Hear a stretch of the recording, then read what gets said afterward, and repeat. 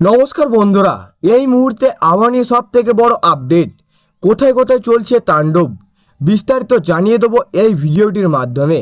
ভিডিওটি সম্পূর্ণ দেখবেন, ভালো লাগলে লাইক করবেন এবং অবশ্যই চ্যানেলটিকে সাবস্ক্রাইব করবেন। আজ বজ্র বিদ্যুৎ সহ বৃষ্টির আশঙ্কা বাড়বে।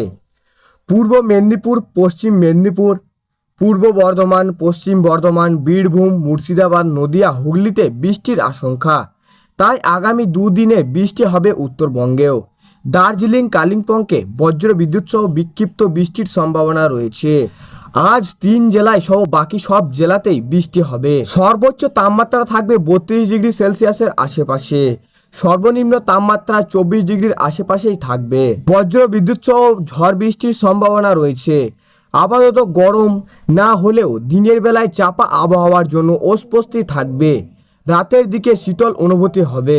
বৃষ্টি হলেও উত্তর ও দক্ষিণবঙ্গের জেলাগুলিতে তাপমাত্রা তেমন পরিবর্তন হবে না। কাল বৃহস্পতিবার কলকাতার আকাশ থাকবে মেঘলা। দক্ষিণবঙ্গে রবিবার সাগর সংলগ্ন জেলাগুলিতে বিক্ষিপ্তভাবে বৃষ্টি হবে। কাল বৃহস্পতিবার আর পরের দিন শুক্রবার দক্ষিণবঙ্গের প্রায় সব জেলাতেই বৃষ্টি হবে।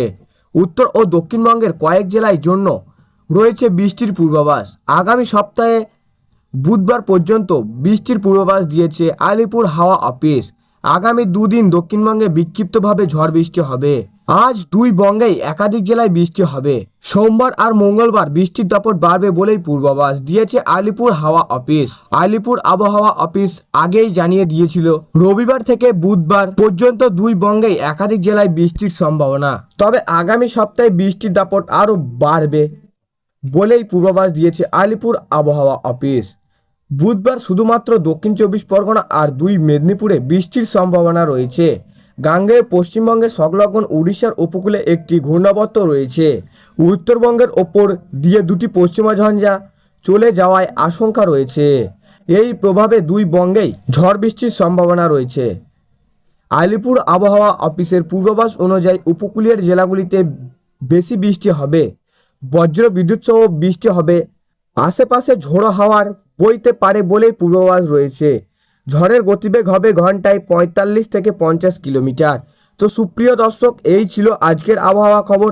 ভালো লাগলে লাইক করবেন এবং অবশ্যই চ্যানেলটিকে সাবস্ক্রাইব করবেন।